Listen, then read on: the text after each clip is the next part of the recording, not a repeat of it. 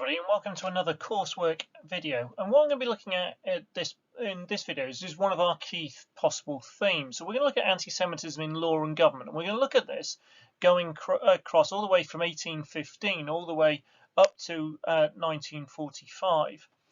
So themes are really important, and what it does is it helps you look at the ideas of continuity and change. It's really important that your coursework doesn't turn out to just be a story of anti-Semitism in Germany. So you don't just want to start in 1819, 1815 and just tell the story of what happened year by year going through. Well, first of all, you run out of words, and secondly, you aren't going to score very highly on AO1, because simply what we're going to see in your answer is narrative. So what you need to do is you need to make sure you are focused on this idea of anomaly. So why the Nazi period is or isn't different in terms of the attitudes of the German people towards the Jews as it was compared to earlier periods. And so the real big picture you're looking at is this idea of continuity and change. Can you see things in the earlier bits of German history that are like things in Nazi Germany, or is everything completely different? Now it might be that it's different in different ways, and what you're not looking for is something that is absolutely black and white and say, well, this is all completely different, or well, this is completely the same. You're looking for the nuances and the difference in it. It also gives you a way of breaking your essay down. If you build it into themes, then you can come to a variety of judgments, and this can really help with a nuanced answer, because you might be able to say, look, in this way it is an anomaly, but in this way it isn't. So in this way, on this theme, I can find real common threads running all the way through. On this one, I can't.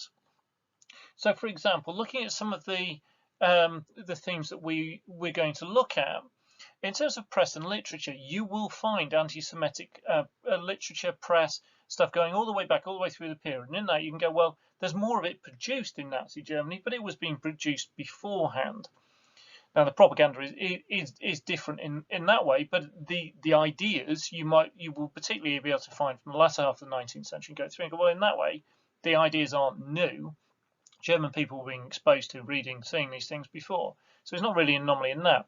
The violence, you might go to, well, the violence of the Holocaust is without precedent. It's without, there's never has been before or after anything like it. Therefore, of course, that degree of violent action by the people was completely an anomaly, completely different. So the theme approach really does help you get a better essay with nuanced judgment, where you're looking at all the different elements and you are constantly focused on continuity and changing, trying to address this question of anomaly. Now there's different ways you can do it. You can either do it going backwards, or you can do it going forward. So you might start with the theme we're going to look at today, which is government, and you might start at the beginning and say, well, this is what came in the early 19th century, and this is how it changed going through. Or you might start at the Nazis and go, well, let's see what anti-Semitic law is in Nazi Germany, and then we'll go backwards and say, well, do we see things that are like this beforehand? And again, you're going to get nuance, because you're going to find that there's different stages in German history, and you'll find more in common with certain points and not anything or very little in common with others. Right. So just going to start with the context of the situation in 1815. So Napoleon I had emancipated the French Jews in 1791. But he has lost the Napoleonic Wars, and so in 1815 there's one known as the Conference of Vienna, and this is a really important conference which sets all the new boundaries of the new states and kind of unpicks Napoleon's empire, and it's a really important stage in the formation of Germany. But it's also really important in the story of anti-Semitism, because under French rule, under Napoleon, the Jews had been emancipated. They'd been given equal rights. And so there were some bits of what were going to become German states again now. They had been under French rule, and the Jews had been granted equality. And so what was going to happen to this? Good examples of this are Frankfurt and Hamburg. And now, at a meeting of the conference, Austria and Prussia, who favoured the continuation of rights for the Jews. Prussia had emancipated its own Jews in 1812. But there were other German states like Bavaria and Württemberg who opposed the idea of continued Jewish rights. There was a constitution agreed going forward for the new German states, but this overall agreement failed to safeguard Jewish rights that had been previously agreed. So actually our first step is a step backwards from a position that had been imposed on certain German states by Napoleon. And so the position of Jewish rights is not strong at the beginning of our time period. So in this pre-unification period, which runs 1815 to 1870, we see a really varied answer to what were Jewish rights like. So there'd been emancipation in Prussia in 1812, Württemberg followed in 1828, the Electorate of Hesse in 1833, the Kingdom of Hanover in 1842. So if you're looking at those states early on, then you'll say, well, the Jewish people there had a degree of rights, but in all the other German states, they didn't. Now, a big turning point in this is the European revolutions of 1848. And in this, liberal ideas started to spread, and this then starts to see an increased movement towards emancipation of the Jews across Europe, and notably in the German states. So Hamburg, which previously had resisted, sees emancipation of the Jews in 1849. We see them in Baden in 62, in Frankfurt in 64. Remember, Frankfurt the Jews had rights under Napoleon, and then they'd lost them in 1815, and now they regained them. But there's a 50-year gap there. And it's brought in in the North German Confederation in 1869. Now we really are going to, or should see, some nuance in what you're writing about here, because the position of the Jews and the level of anti-Semitism is clearly variable across the German states. So Prussia is a very different place to Bavaria. Hamburg and Baden and Hesse and Hanover, it all changes at different points in time. But generally speaking, the rights during this situation are restricted. So where we've not had emancipation, then the Jews do not have equal rights. There are laws restricting their rights to work, to marry, to settle, to live in certain areas. They were banned from many professions. And during this period, lots of Jews were choosing to emigrate from Jewish states because they could move to places where the laws were more enlightened and less restrictive. So things started to change after the revolutions of 48 and in the varying states, depending on when emancipation took place. However, although there was the degree of legal equality, there was still discrimination continuing against Jewish people in places like workplaces and in education.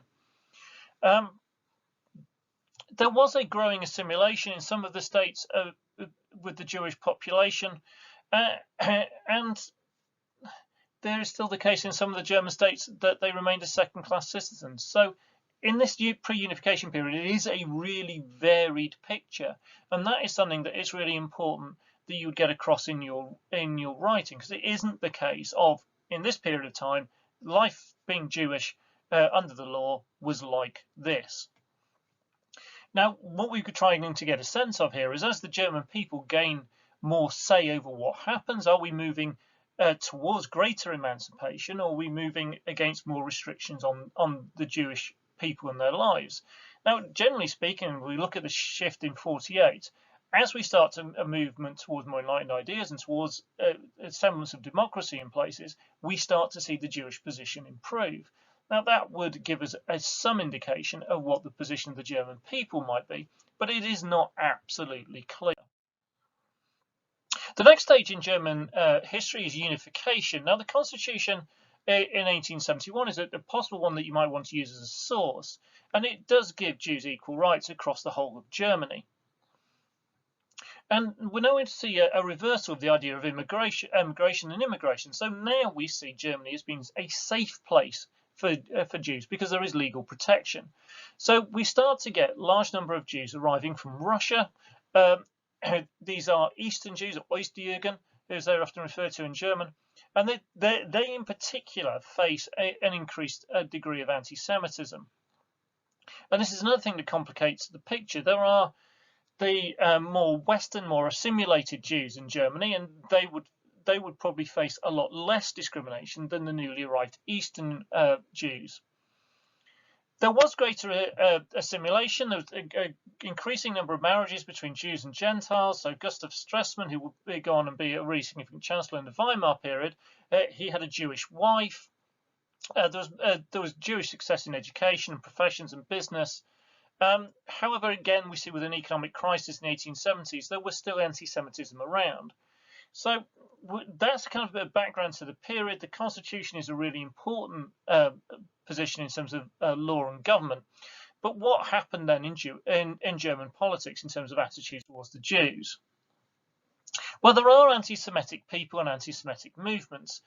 Wilhelm Marr sets up his anti-Semitic league, and there's the Volkisch movement, and they had anti-Semitic ideas, but they were considered dangerous even by many conservatives, and they failed to gain a huge amount of support. So again, you can find the existence of organizations and individuals, but what you have to really weigh up is, well, how popular are they? Do these views that I can find expressed by these people reflect the views of the German population? Henrik von Tresch is an anti-Semitic university professor, again, and he stands for the Reichstag, and he called for Jewish rights to be removed. So he didn't call for Jewish rights to be removed. He didn't, or any political actions really. So he said anti-Semitic things, and it's kind of a strange mixture in terms of some of those 19th century politicians with this. He was clearly anti-Semitic, but what he's not calling for is political action. So he's not calling for the government to do anything about it. He's more calling on the Jews to change things that they are doing in a slightly odd way. Adolf Stoiker is the chaplain of the court of the Kaiser, and again he denounced the Jews. It's horrendously anti-Semitic things. But he is seeking for them to be converted, not destroyed. So a lot of this is wrapped up in German nationalism. In 1881, there's this petition which gained over a quarter of a million signatories, and it called for an end to Jewish immigration, exclusion of Jews from high office, and other curtailments of Jewish rights. And there are suggestions in terms of pushing towards a reversal of a Jewish emancipation. So in that, I mean, a quarter of a million signatories, and we start to see that there is support for anti-Semitic actions amongst the German people, but notably Bismarck, who was the most important politician at the time, dismisses it, and there is no action taken on it. So although we don't have anti-Semitic laws, and we've had this constitution set up in 71 that gives Jews the rights, there are some German people, and they're reasonable high in numbers, who are pushing for this to be removed. And following this is another anti-Semitic politician, Otto Bockl, and he's elected in 1887 to the Reichstag. He was convinced that the Jewish businessmen were robbing peasants of their land, and this was one of the themes in which he spoke and wrote about quite a lot. And again, there was a degree of popular support for him. But overall, the governments don't do anything that we can say, well, the government is being anti-Semitic. And this is even the case under Wilhelm II. Wilhelm II said some really outrageously anti-Semitic things. He read the likes of Houston Stewart Chamberlain, who I'll look at in our media section. We've seen when we've looked at the history of anti-Semitism as well. But he never turns any of these statements into actual actions. He also had a very close Jewish friend in the form of Albert Ballin. And so, again, we're getting a confused message with Wilhelm II. Now, if he is so anti-Semitic, why is there not anti-Semitic laws under his governments? Well, one of the reasons that might well be that the German population wouldn't have stood for it. And therefore, even as a Kaiser, could he impose things that he didn't think would fly, that he didn't think would be popular with the German people? And that might be a reason why he didn't do it, but we're not fully convinced of the strength of his own feelings. We do see some institutionalized anti-Semitism in government. For example, in 1916, the army launched an investigation, often referred to as the Jew count, into the idea that the Jewish men were not fulfilling their part in the war, that Jewish men weren't fighting on the front lines. But the survey proved the absolute opposite. There was a huge amount of Jewish participation in the German army in World War I, disproportionate high number of men signed up, disproportionately high number of men receiving awards for bravery, disproportionately high number of men killed. Of course, the army at that point decides not to publish their findings. So this does illustrate that kind of institutionalized anti-Semitism did exist in government organizations at this time. So we're not seeing anti-Semitic laws. You can look into anti-Semitic politicians and anti-Semitic groups, but they gain a huge amount of traction. And even that petition, it is a notable number of people, but it is not gigantic. It's still a minority. And it's in response to particular things that are happening at the time. So there's plenty to look at in this period and to try and build a picture, but don't expect that you're going to find an absolutely definitive answer about how the German people felt. Right, the Weimar period is a really, really interesting one. Again, we've got a constitution, which gives us another nice solid source, the one that you might possibly use as one of your three sources. One of the things that's really interesting about this is it's written by the Jewish politician and lawyer Jew Hugo Preuss, and it fully upheld Jewish rights and protected their religious practices. So the basis of law, again, is very much different to what we're going to see in Nazi Germany. This is a period of absolutely extraordinary Jewish success, and again, as an image of a book I co-wrote above me, which has got a couple of chapters on both Jewish success in Weimar Germany and anti-Semitism in Weimar Germany, and that can give you a really a full picture of what was going on. So the anti-Semitic parties tended at this stage to focus on false accusations of Jewish people failing to fight and war profiteering, and really strongly trying to associate the Jews with socialism and communism, as well as all the other forms of anti-Semitism which already existed, the nonsense of things like the racial theory and all the other horrible prejudices that anti-Semites had held. Now, this does lead and partly account for some of high-profile murders of Jewish politicians, for example, Rosa Luxemburg and Walter Rathenau. But the other bit you can see when you look at Weimar, there are Jewish politicians. Now, it takes an awful lot more people to elect somebody than it does to kill them. And if you look at, for example, Walter Rathenau, then the number of people that turn out to his funeral is just immense, whilst it was just a tiny group of men who were involved in his murder. There are lots of anti-Semitic groups in the Weimar period, but one of the things I found as I looked into this is you need to be a bit mindful about their size. So, for example, I've done a whole page of these in my book, but they're tiny. A lot of them, they are quite small, but they did exist. And again, this is going to give us an interesting thing to think about in terms of continuity and change. It's not that the Nazis suddenly appear out of nowhere in 1933. They did exist, and other anti-Semitic groups did exist, but the Nazis are an interesting example of this. They have very little support up until the Great Depression. So they're getting 2% of the vote in 1928. They fail in their Munich Putsch in 1923. Hitler publishes Mein Kampf in 1925, but very few people read it. But one of the really difficult bits, and this is something to really think hard about, though people might not have voted Nazi because of Nazi anti-Semitism, Nazi anti-Semitism was not enough to stop people voting for them.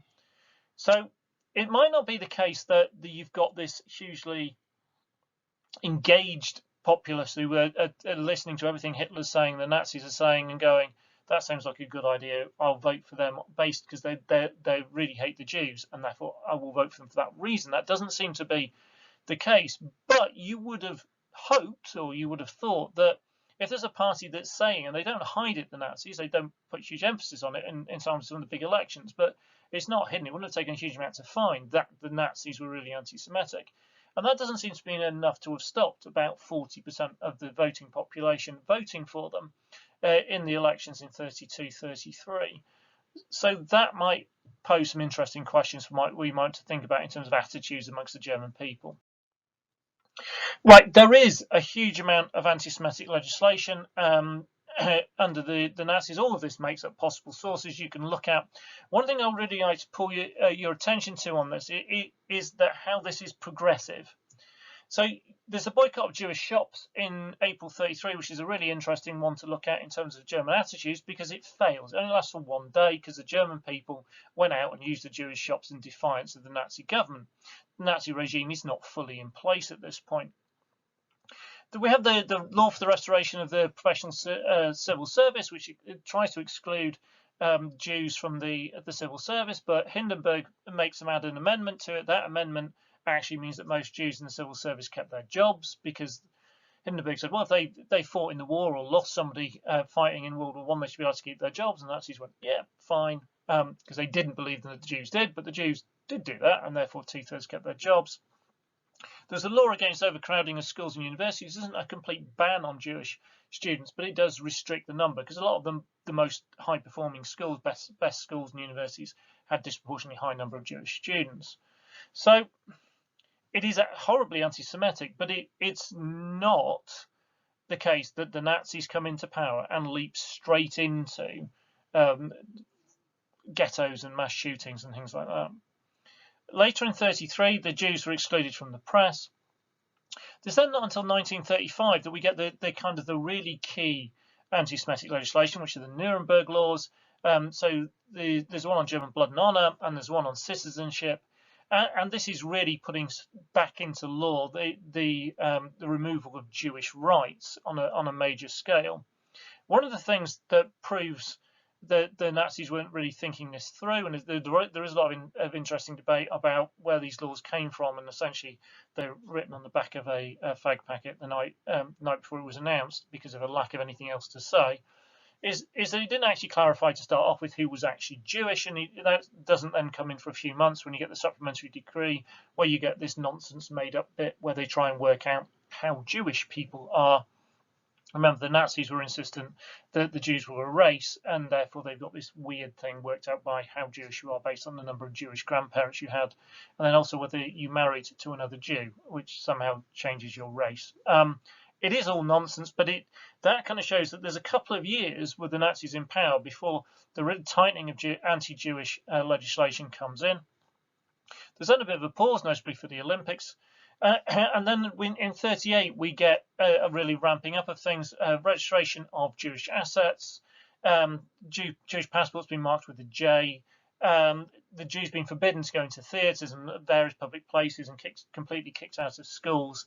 And then we get the compulsory sale of Jewish businesses. So what we do see is a ramping up of anti-Jewish laws and anti-Semitism in Germany. The difficulty in all of this is, particularly when you get beyond 1933, when the Nazi terror states really starts to be established, particularly in 1934, is, well, what are the German people, the attitudes of the German people? So if things are happening in Weimar Germany, then you can say, well, the German people are free to express their views, to vote, so we can get an idea of how the German people think. In Nazi Germany, do you really know whether the German people thought these things were a good idea? Do you rebel against a state of terror like the Nazis? There were people who did, and again, that might be something to look into. The real kind of change in legislation comes during the war. German Jews face increasing restrictions, confiscation of property, faced with horrendous anti-Semitic propaganda. Jude Seuss, the Rothschilds, and The Eternal Jew were three horribly anti-Semitic films, all released in 1940, which does suggest that the German people still need a bit of persuading about anti-Semitism in the eyes of the Nazi government. One of the things that is quite notable is if you compare the treatment of German Jews to what was happening in the East, is the German Jews are only forced to wear the Star of David in 1941. At the same time, the Jews in Poland and notably in the USSR are being treated horrendously. We've got the Einsack group and the mass shootings taking place at this point in time. So if the Nazis are willing to act in this one way towards the Jews in other countries, yet they're holding back from doing it to the Jews in their own country, does that suggest that they were concerned about the attitudes of the German people, particularly reinforced by the fact they felt the need for this further propaganda? The deportation of German Jews to the Polish death camp starts in 42. Now, there's a really interesting example in 1943, which are known as the Rosenstrasse protests. These take place in Berlin, and they are largely by the non-Jewish wives and partners of Jewish men. They were about to be deported to Auschwitz. There's hundreds of people protesting in Berlin, despite the threats. There's an air raid by the British, which brings a temporary pause to them. But Goebbels bows to the pressure from the protests, and the men are actually released. So this is, I mean, it's a great example of bravery of people in the face of Nazi oppression, standing up for and saving not only the lives of their husbands and partners, but actually had a knock-on effect. For example, in France, where they also said, right, actually, when you've got non-Jewish partners, don't deport them. It does ask some quite difficult questions, however. So if that protest could prevent an anti-Semitic action, could not have protests earlier done more? And therefore, why weren't there more protests earlier on? It's a very difficult thing to answer, and something that you're going to have to look into and make your own minds up about. Right, it's much longer than I would normally like to do, but there's an awful lot to get through. So thank you very much for watching. Please remember to like, to subscribe to the channel to get more of this stuff, and so you'll get the notifications turned on, so you know when I'm doing more stuff. Particularly if you're interested on this coursework stuff, that will help guide you through this really difficult and potentially, well, upsetting topic, but something I think is a really, really important part of history and answering some really fundamental questions that we really should be examining and looking at. Thank you very much for watching.